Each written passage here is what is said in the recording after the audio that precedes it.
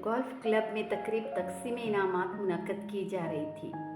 16 साल सालार सिकंदर भी अंडर 16 की कैटेगरी में 7 अंडर पार के स्कोर के साथ पहली पोजीशन की ट्रॉफी वसूल करने के लिए मौजूद था। सिकंदर उस्मान ने सालार सिकंदर का नाम पुकारे जाने पर तालियां बजाते हुए इस ट्रॉफी कैबिनेट के बारे में सोचा, जिसमें इस साल उन्हें कुछ मज़ीद तब्दीलियां करवानी पड़ेंगी। सालार को मिलने वाली शील्ड्स और ट्रॉफीज़ की तादाद इस साल भी पिछले सालों जैसी ही थी। इनके तमाम बच्चे ही पढ़ाई में बहुत अच्छे थे, मगर सालार सिकंदर बाकी सबसे मुख्तलिफ था। ट्रॉफीज, शील्ड्स और सर्टिफिकेट्स के मामले में वो सिकंदर उस्मान के बाकी बच्चों से बहुत आगे था। 150 IQ लेवल के हामिल इस बच्चे का मुकाबला करना इनमें से किसी के लिए मुमकिन था भी नहीं। फक्रिया अंदाज में तालियां बजाते हुए सिकंदर उस्मान ने दाएं तरफ बैठी हुई अपनी बीवी से सरगोशी में कहा, ये गोल्फ में इसकी 13वीं और इस साल की चौथी ट्रॉफी है। हर चीज़ का हिसाब रखते हो तुम, इसकी बीवी ने मुस्कुराते हुए जैसे कदरे सताइशी अंदाज में अपने शौहर से कहा, जिसकी नज़रें इस वक्त मेहमान खुसूसी से ट्रॉफी वसूल करते हुए सालार पर मरकूज थीं।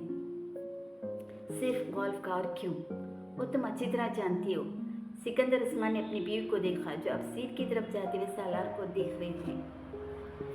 एबट अगर इस वक्त इस मुकाबले में शिरकत करने वाले प्रोफेशनल खिलाड़ियों के साथ खेल रहा होता तो भी इस वक्त इसके हाथ में ये ट्रॉफी होती।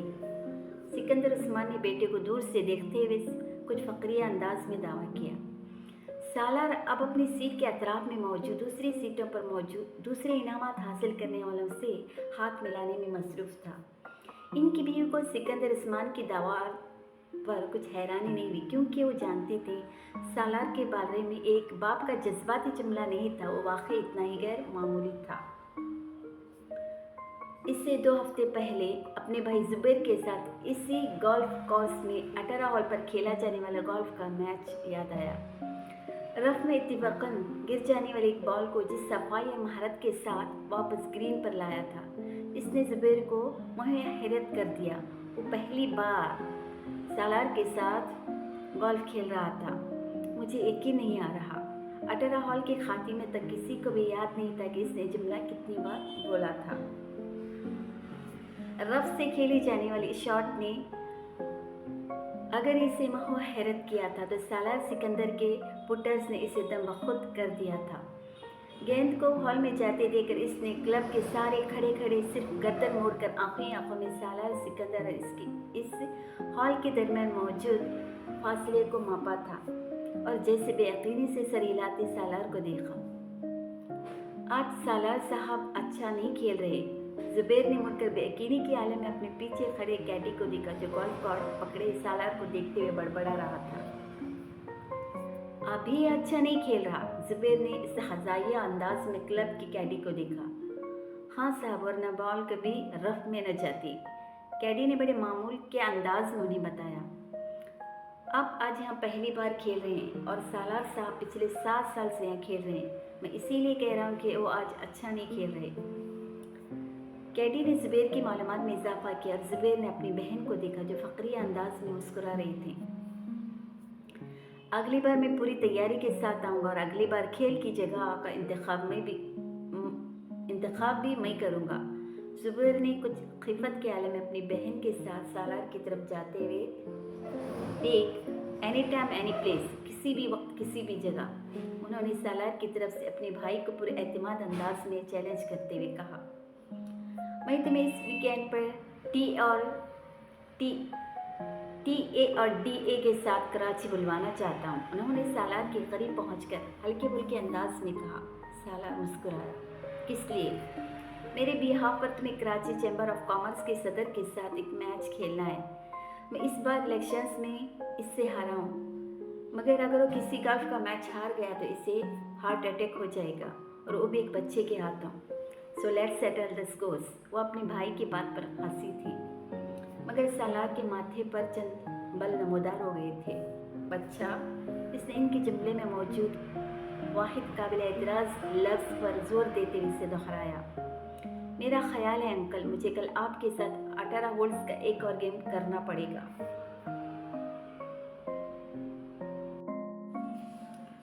और अजय दरवाज़ा खोलकर अपनी माँ के कमरे में दाखिल हुआ। अम्मी, आपसे एक ज़रूरी बात करनी है। हाँ कहो, क्या बात है? अजय सोफे पर बैठ गया। आप हाशिम अंकल की तरफ नहीं गए? नहीं, क्यों, खास बात है? हाँ, इमामा इस वीकेंड पर आई हुई है। अच्छा, आज शाम को चलेंगे। तुम गए नहीं थे वहाँ? शकीला ने मुस्कुराते हुए कहा। हाँ, मैं गया था। कैसी है वो? इस बार तो खासे अरसे के बाद आई है, शकीला को याद आया। हाँ, तो माँ के बाद। शकीला को अजय कुछ उलझा हुआ लगा। कोई मसला है? अम्मी, मुझे इमामा पिछले काफ़ी अरसे से बहुत बदली बदली लग रही है, इसने गहरा सांस लेते हुए कहा। बदली बदली, क्या मतलब? मतलब तो मैं शायद आपको नहीं समझा सकता, बस इसका रवैया मेरे साथ कुछ अजीब सा है, अजय ने कंधे उचकाते हुए कहा। आज तो एक मामूली सी बात पर नाराज हुई, पहले जैसी कोई बात ही नहीं रही इसमें। मैं समझ नहीं पा रहा कि इसे हुआ क्या है। तुम्हें वहम हो गया होगा अजय, इसका रवैया क्यों बदलने लगा? तुम कुछ ज़्यादा ही जज्बाती होकर सोच रहे हो। शकीला ने इसे हैरानी से देखा। नहीं अम्मी, पहले मैं भी यही समझ रहा था कि शायद मुझे वहम हो गया है, लेकिन अब ख़ास तौर पर आज मुझे अपने एहसासात वहम नहीं लगे हैं। वो बहुत अकड़े से अंदाज में बात कर रही थी मुझसे। तुम्हारा क्या ख्याल है, इसका रवैया क्यों बदल गया है? शकीला ने ब्रश मेज पर रखते हुए कहा। ये तो मुझे नहीं पता। तुमने पूछा इससे? एक बार नहीं, कई बार। फिर?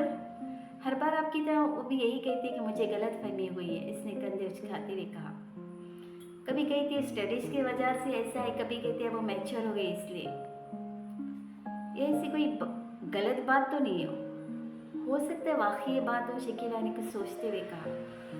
अम्मी, बात संजीदगी की नहीं है, मुझे लगता है मुझसे कतराने लगी है, अजद ने कहा।